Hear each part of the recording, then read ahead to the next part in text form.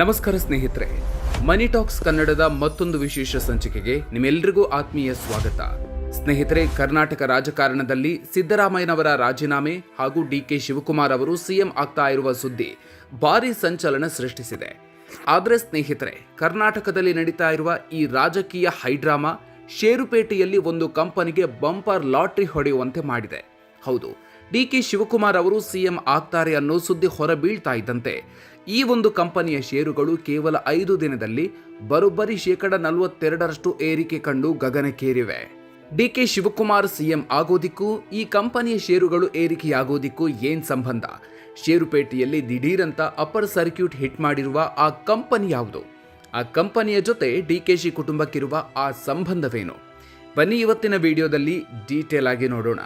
Video ಶುರು ಮಾಡೋದಕ್ಕೂ ಮೊದಲು ನೀವಿನ್ನೂ ನಮ್ಮ ಮನಿ ಟಾಕ್ಸ್ ಕನ್ನಡ ಯೂಟ್ಯೂಬ್ ಚಾನಲ್ಗೆ ಸಬ್ಸ್ಕ್ರೈಬ್ ಆಗಿಲ್ಲ ಅಂದ್ರೆ ಈಗಲೇ ಸಬ್ಸ್ಕ್ರೈಬ್ ಆಗಿ, ಹಾಗೆ ಪಕ್ಕದಲ್ಲೇ ಇರೋ ಬೆಲ್ ಐಕಾನ್ ಪ್ರೆಸ್ ಮಾಡಿ. ಗಗನಕ್ಕೇರಿದ ಕಾಫಿ ಡೇ ಷೇರುಗಳು, ಡಿಕೆಶಿ ಜೊತೆಗಿನ ಸಂಬಂಧ ಏನು? ಸ್ನೇಹಿತರೆ, ಡಿಕೆ ಶಿವಕುಮಾರ್ ಅವರು ಮುಖ್ಯಮಂತ್ರಿ ಆಗ್ತಾ ಇದ್ದಾರೆ ಅನ್ನೋ ಸುಳಿವು ಸಿಗ್ತಾ ಇದ್ದಂತೆ ಷೇರುಪೇಟೆಯಲ್ಲಿ ದಿಢೀರಂತ ಏರಿಕೆ ಕಂಡ ಆ ಕಂಪನಿ ಬೇರೆ ಯಾವುದೂ ಅಲ್ಲ, ನಿಮ್ಮೆಲ್ಲರಿಗೂ ಚಿರಪರಿಚಿತ ಕೆಫೆ ಕಾಫಿ ಡೇ ಅಂದ್ರೆ ಕಾಫಿ ಡೇ ಎಂಟರ್ಪ್ರೈಸಸ್ ಲಿಮಿಟೆಡ್. ಶುಕ್ರವಾರ ಕಾಫಿ ಡೇ ಷೇರುಗಳು ಬರೋಬ್ಬರಿ 20% ಜಿಗಿದು ₹34.78 ತಲುಪಿ ಅಪ್ಪರ್ ಸರ್ಕ್ಯೂಟ್ ಹಿಟ್ ಮಾಡಿವೆ. ಕೇವಲ 5 ಟ್ರೇಡಿಂಗ್ ದಿನಗಳಲ್ಲಿ ಈ ಷೇರುಗಳು 42% ಲಾಭ ಮಾಡಿವೆ. ಆದರೆ ಡಿಕೆಶಿಗೂ ಕಾಫಿ ಡೇಗೂ ಏನು ಸಂಬಂಧ ಅಂತ ನೀವು ಯೋಚನೆ ಮಾಡ್ತಿರಬಹುದು.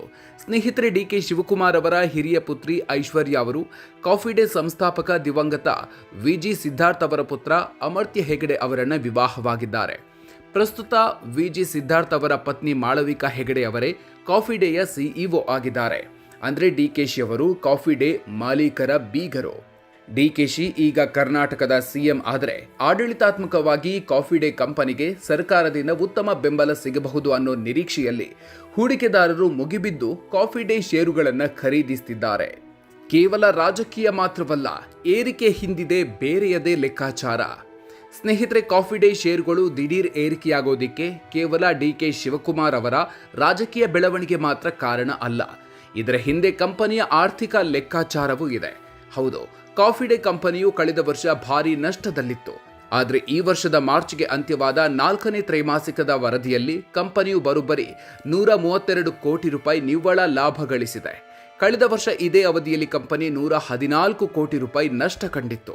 ಅಷ್ಟೇ ಅಲ್ಲ, 2026ನೇ ಆರ್ಥಿಕ ವರ್ಷದ ಒಟ್ಟು ವರದಿ ನೋಡಿದರೆ ಕಂಪನಿಯು ₹203 ಕೋಟಿ ಲಾಭ ಗಳಿಸಿದೆ.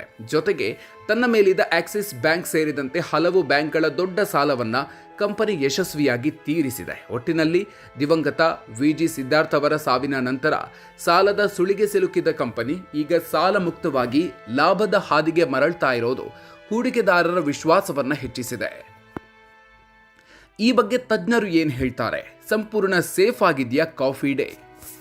ಷೇರುಗಳು ಏರಿಕೆಯಾಗಿದೆ ಅನ್ನೋ ಕಾರಣಕ್ಕೆ ನೀವು ತಕ್ಷಣ ಹೋಗಿ ಇನ್ವೆಸ್ಟ್ ಮಾಡೋ ಮುನ್ನ ಈ ವಿಚಾರವನ್ನ ಗಮನಿಸಲೇಬೇಕು. ಫಿನಾನ್ಷಿಯಲ್ ಎಕ್ಸ್ಪರ್ಟ್ಸ್ ಪ್ರಕಾರ ಕಾಫಿ ಡೇ ಇನ್ನೂ ಸಂಪೂರ್ಣವಾಗಿ ಸೇಫ್ ಆಗಿಲ್ಲ. ಹೌದು, ಕಂಪನಿಯು ಸಾಲ ತೀರಿಸಿದ್ದು ಬಿಟ್ರೆ ಅವರ ಅಸಲಿ ಬಿಸ್ನೆಸ್ನಲ್ಲಿ ಹೇಳಿಕೊಳ್ಳುವಂತ ಬದಲಾವಣೆ ಆಗಿಲ್ಲ. ಅವರ ಕಾಫಿ ಶಾಪ್ಗಳ ಸಂಖ್ಯೆ 435ರಿಂದ 424ಕ್ಕೆ ಇಳಿಕೆಯಾಗಿದೆ. ಜೊತೆಗೆ ಸ್ಟಾರ್ಬಕ್ಸ್, ಥರ್ಡ್ ವೇವ್ ಕಾಫಿ ಅಂತ ಹೊಸ ಕಂಪನಿಗಳಿಂದ ಕಾಫಿ ಡೇಗೆ ಭಾರಿ ಪೈಪೋಟಿ ಎದುರಾಗ್ತಾ ಇದೆ.